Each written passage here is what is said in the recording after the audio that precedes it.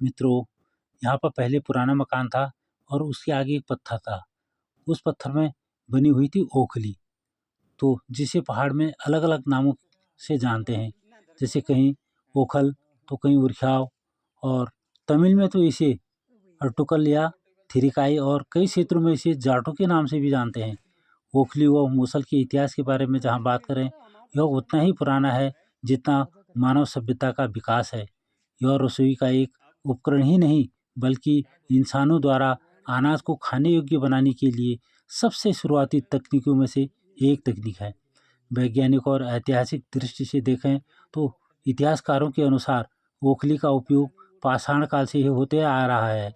वैज्ञानिकों को 35,000 वर्ष पुराने समय में अलग अलग जगहों पर अलग अलग पत्थर मिले, और जंगली अनाजों और जड़ों को कूटने के लिए ओखली को प्रयोग में लाया गया।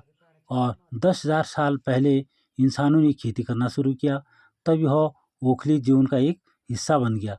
मित्रों, जब प्राचीन सभ्यता के बाद सिंधु घाटी सभ्यता और भारत हड़प्पा और मोहनजोदड़ो की खुदाई में पत्थर की ओखली मिली, तो ओखली का इतिहास सिर्फ अनाज कूटने तक ही सीमित नहीं रहा।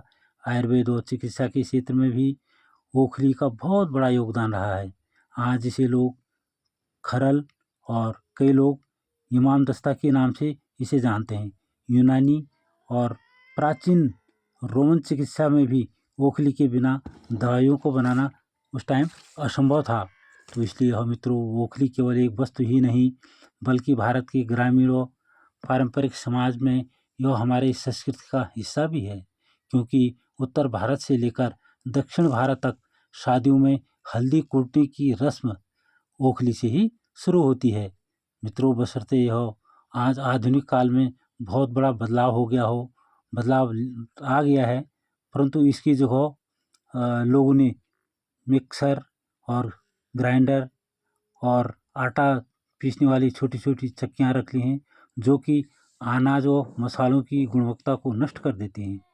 और पहाड़ों में ओखली का उपयोग आज भी प्रचलन में है, जो कि स्वास्थ्य के साथ साथ हमारी जो संस्कृति है उसका भी हिस्सा है।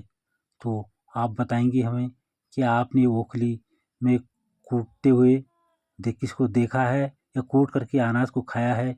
ज़रूर कमेंट कीजिएगा। तो बस आज के लिए इतना ही, फिर मिलते हैं अगली वीडियो में। तब तक के लिए जय हिंद, जय भारत, जय उत्तराखंड, देवभूमि।